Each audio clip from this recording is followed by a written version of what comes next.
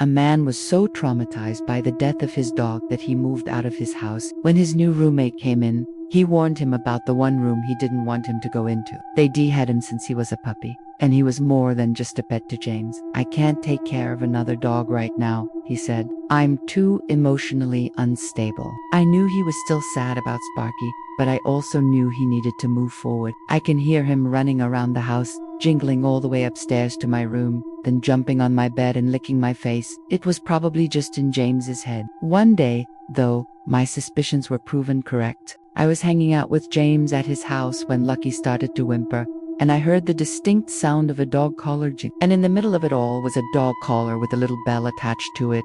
I picked it up and tried to shake it. Of course, it jingled. That must have been what James was hearing all along. I even tried it on, but it was way too small for me. I could see why James was so convinced that a small dog like Sparky was haunting him. I tried talking him out of it, but he was adamant. And to this day, I wonder if he finally found peace, or if that dog collar is still haunting him. It broke my heart to see him like that. So, instead of arguing, I packed my stuff and moved out. I looked at James with wide eyes, but he was fast asleep. There were dog beds, toys, pictures, bowls, and leashes everywhere. It was like Sparky was still there. I walked out of the room and headed to James's, knocking on the door. But when he told me about the haunting, he hoped that I would convince him that it really was a ghost. I don't think he wanted to let go of Sparky, even though he loved Lucky.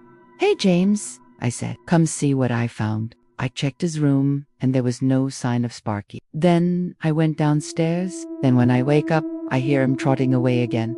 I didn't want to go in there at first. It was obvious that it was some sort of off-limit zone, but I couldn't let this mystery dog collar ruin James's life any longer. So I walked in. Of course, I never heard any of this, but James was convinced he wasn't going crazy. He looked at me with puffy, bloodshot eyes and said, "What is it?" I held up the collar. "What does this mean?" I asked. James's face drained of color. "Oh my God," he whispered. "That means I lied. I know what I heard." He would say, "I just need to find where it's coming from." At that moment, I had an idea. I told him I would take care of the dog if he got another one, which he eventually agreed to. He was like a son. The day that little dog died, James broke down. As the weeks passed, James started to get better. Lucky became his new baby, and they were inseparable. But sometimes when I would come over, I could still hear the faint jingling of Sparky's collar. It wasn't very noticeable, but when I did hear it, it made me shudder. I asked James about it, and he told me it was driving him crazy. He cried for hours and would unstop blaming himself for not getting him to the vet in time. It broke my heart seeing him so upset. So after he calmed down a bit, I went with him to his favorite pet store to get him another dog. The